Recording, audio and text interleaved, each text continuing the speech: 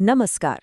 एक सवाल है जो अक्सर मन में आता है कि ये जो डॉलर के मुकाबले रुपया गिरता है, क्या इसका असर सिर्फ उन लोगों पर पड़ता है जो विदेश जाते हैं?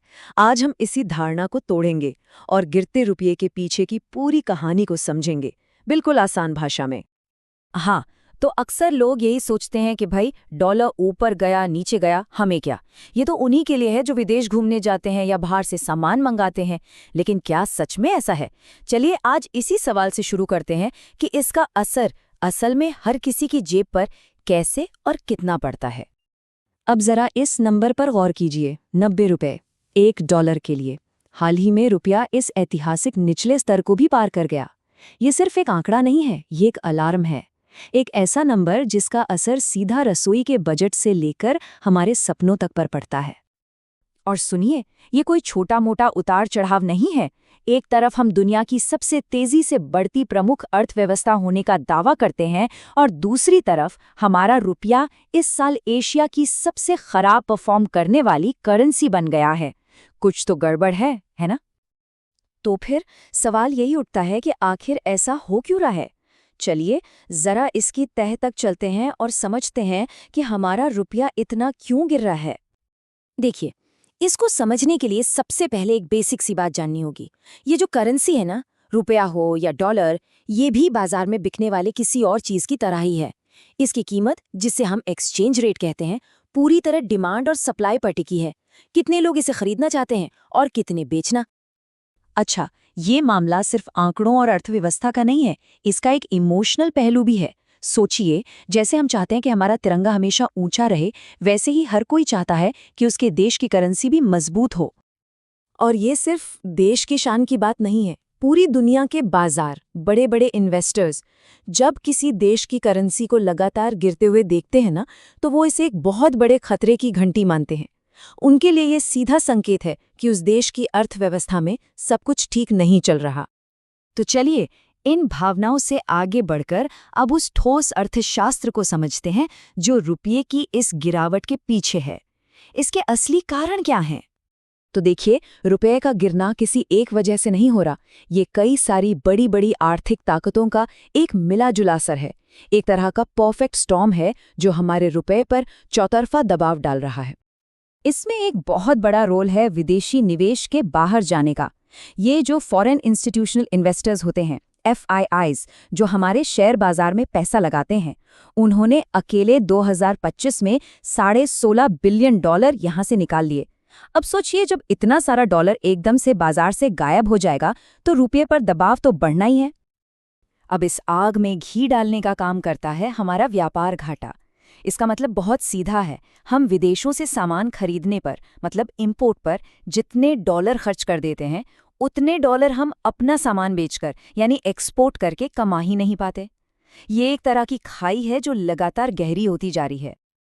और एक और बड़ी मुश्किल है, भारत ने जो बाहरी कर्ज ले रखे हैं वो चुकाने पड़ते हैं डॉलर्स में। तो जब रुपया कमजोर होता है तो उतने ही डॉलर चुकाने के लिए हमें ज्यादा रुपए खर्च करने पड़ते हैं। मतलब हमारा कर्ज अपने आप और महंगा हो जाता है। ये एक खतरनाक जाल है। तो ठीक है, ये सब हो गई बड़ी बड़ी आर्थिक बातें, बड़े बड़े आंकड़े। लेकिन सवाल ये है कि एक आम आदमी की रोज की जिंदगी पर इसका क्या असर पड़ता है। और यहीं पर सबसे जरूरी बात आती है। इसका असर सब पर बराबर नहीं होता। ये एक ऐसी मार है जो अमीरों को और अमीर बनाती है और गरीबों को और गरीब। मतलब जो मजदूर है, जो नौकरी पेशा इंसान है, उसे इसकी सबसे ज्यादा चोट पहुंचती है। जबकि जिनके पास विदेशी संपत्ति है या जो डॉलर में कमा रहे हैं, उन्हें तो इससे सीधा सीधा फायदा होता है। और ये मत सोचिए कि सिर्फ विदेश से आने वाली लग्जरी चीजें महंगी होती हैं। नहीं, बात हो रही है पेट्रोल डीजल की, रसोई गैस सिलेंडर की, जरूरी दवाइयों की, किसानों की खाद की, यहाँ तक कि हमारे फोन और टीवी के पार्ट्स की। ये सब हमारी रोजमर्रा की जरूरतें हैं और कमजोर रुपया इन सब की कीमत बढ़ा देता है। लेकिन शायद इसका सबसे गहरा और दूर तक जाने वाला असर ये है कि दुनिया की नज़र में ग्लोबल स्टेज पर एक भारतीय की मेहनत का मूल्य कम हो जाता है। मतलब एक औसत भारतीय नागरिक पहले से ज्यादा मेहनत करने के बावजूद दुनिया के मुकाबले और गरीब हो जाता है। तो हमने नुकसान की बात तो कर ली, लेकिन ये भी जानना जरूरी है कि क्या इस गिरावट से किसी को फायदा भी होता है। हाँ, बिल्कुल होता है। सबसे पहला फायदा होता है एक्सपोर्टर्स को, जो अपना सामान विदेश में बेचते हैं। उन्हें अपने माल के बदले डॉलर मिलते हैं, और जब वो उसे रुपए में बदलते हैं तो उन्हें पहले से ज्यादा रुपए मिलते हैं। इसी तरह जिन परिवारों के लोग विदेश से पैसा भेजते हैं, उन्हें भी ज्यादा रुपए मिलते हैं। और हाँ, विदेशी निवेशकों के लिए भारत में जमीन, कंपनी कुछ भी खरीदना सस्ता हो जाता है। लेकिन यहीं पर एक बहुत बड़ा लेकिन है। ये जो भी थोड़े बहुत फायदे हैं ना, वो इस कड़वी सच्चाई के सामने बहुत छोटे पड़ जाते हैं कि भारत की अर्थव्यवस्था एक्सपोर्ट पर नहीं बल्कि इंपोर्ट पर टिकी है। हम अपनी जरूरत का ज्यादातर कच्चा तेल, इलेक्ट्रॉनिक्स का सामान और भी बहुत कुछ बाहर से ही मंगवाते हैं। तो नुकसान फायदे से कहीं ज्यादा बड़ा है। तो ये सब कुछ हमें एक आखिरी और शायद सबसे जरूरी सवाल पर ले आता है। इस सब के लिए जवाबदेह कौन है? सवाल आखिर किससे पूछा जाए?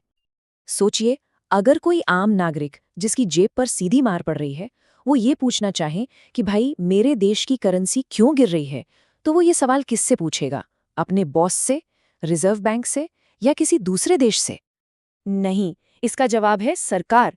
आखिरी और पूरी जिम्मेदारी सरकार की होती है, क्योंकि वही देश की मुद्रा की संरक्षक है। इसकी स्थिरता और इसकी ताकत के लिए वही जवाबदेह है।